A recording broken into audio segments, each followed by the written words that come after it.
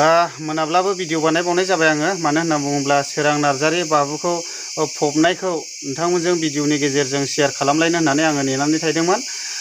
मानो होनना बुङोब्ला दुखुनांथावनि बाथ्रा पस्ट मेन्टेनखौ बेबायदिनो ओरै बरपेटायावसो बानायहैनांदों। ओमफ्राय दा न'खरनि गारजेनजों खबर लाहरदोंमोन, ओमफ्राय बुहुत लेट जालांसिगोन होननानैहाय मिथिहरनायनि थाखाय ओमफ्राय आङो नेबाय थानाय जायाखिसै। ओमफ्राय दा लामायाबो कन्डिशना बारा थिग नङा। ओमफ्राय बेजों लोगोसे जोङो नेगौमोन, थेवबो ओरै बांद्राय मोनानाय हिसाबैहाय नेबाय थानाय जायाखिसै। ओमफ्राय फैबाय थानाय समावनो लामायाव लोगो मोनबोदों, खमसे खम 9:30टासो जाहैबाय बिसोरो न'सिमावहाय। ओमफ्राय दा नोंथांमोननो भिडिअनि गेजेरजोंहाय आङो देखायनो हायाखिसै, बिनि थाखायहाय सरि बिहरनाय थाबाय। ओमफ्राय बेजों लोगोसे न'खरनि गारजेना बुंदों जायबा बुथार जानायनि बिफा, बियो बेबायदिनो रिपर्टखौ 15 दिनसोनि उनावसो मोनगोन होननानै बुंदोंनो बे रिपर्टखौहाय। ओमफ्राय बयबो नेनानै थादो, 15 दिनसोनि उनावहाय रिपर्टखौ निस्सय मोनगोन होननानै आसा आरो मिजिंथिनाय थाबाय। ओमफ्राय बेजों लोगोसे जायफोर दा 7 जन फरायसाफोरखौहाय दा सन्देह लानानैहाय हमनानै लांदों, ओमफ्राय दा बेखौहाय तदन्त खालामखागोन, नायबिजिरखागोन। दा आसा खालामदों निस्सय बिनि न्यायखौ मोनगोन होननानैहाय जोंबो आसा खालामदों। ओमफ्राय बेजों लोगोसे आङो बेखौनो बुंगोन जाहैबाय, दानि माखासे आथिखालनि लाइमोन सेंग्रा सिख्लाफ्रा बेफोरबायदि माखासे जानाय लोंनाय ड्राग्स बेफोरजोंबो गफबनानै थायो। दा गोबांथार स्कुलफ्रावबो बेफोरबायदि साइडआवहाय गाज्रि फेग्रा मुवाफोरखौ बाहायो। ओमफ्राय दुखुनांथावनि बाथ्रा, मथा मथि गावबा गावनि बिमा बिफाया गावबा गावनि फिसाफोरखौ रावबो बेफोरबायदि जाजानो लुबैया। ओरैबायदि उन्दैनिफ्रायनो मोस्रोम जोसि मोज्लाय जोसि खाङो। जोंनि फिसाफोरनि सायाव बयबो बिमा बिफाया माबा मोनसे मिजिं दं, आसा दं। दा बेखौनो दानि आथिखालनि लाइमोनफ्रा एसे बिमा बिफाफोरखौबो नायहरनांगौ। नोंखौदि बिमा बिफाफ्रा माबायदि खस्थ' लानानै फोरोंदों, फेदेरदों, फोलावबोदों, दा बेखौबो गावबा गावनि फिसाफ्राबो एसेब्लाबो साननांगौ। बिमाफ्रा दे नोंखौ उन्दैनिफ्राय बेसेबां खस्थ'यैहाय 9 मास 9 दिन उदैयाव लानानै ओमफ्राय जोनोम होनानै नोंखौ मोस्रोम जोस्लि मोजाय जोस्लि खांबोदों, फेदेरबोदों, फोलावबोदों।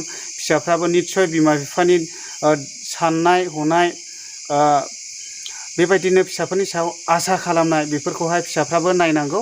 दा आङो बेखौनो बुंगोन, दा फैबाय थानाय समफ्राव बेफोरबायदि माखासे गोबांथार लाइमोन सेंग्रा सिख्लाफ्रानो जाया मानो बेफोरबायदि जानाय लोंनायनिफ्राय गोजानाव थायोब्ला आं बुहुत मोजां होननानैहाय आं सानो। ओमफ्राय दा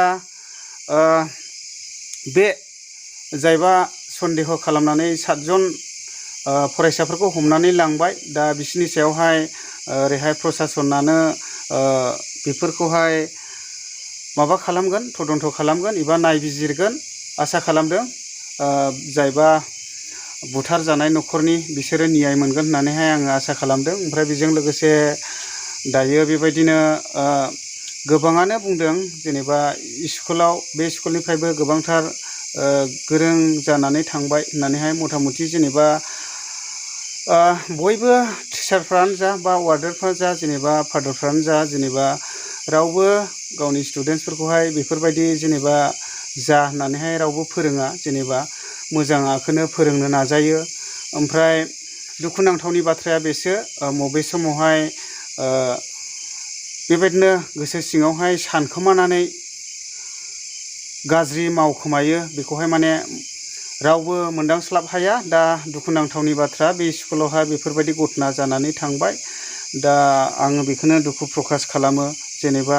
ओमफ्राय बेजों लोगोसे जायबा सन्देह खालामनानै हमनानै लांजादों बिसोरनि सायावबो थाबैनो नायबिजिरगोन।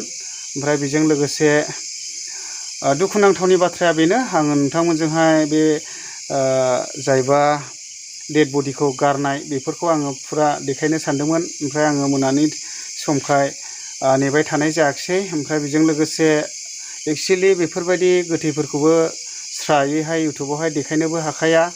ओमफ्राय मनिटाइज अन खालामोब्लानो बेफोरबायदि इल'बो फैखायो आरोना। ओमफ्राय माखासे कमिउनिटि गाइडलाइनबो दङ। ओमफ्राय दा बेखायनो आङो नेबायबो थानाय जायाखिसै।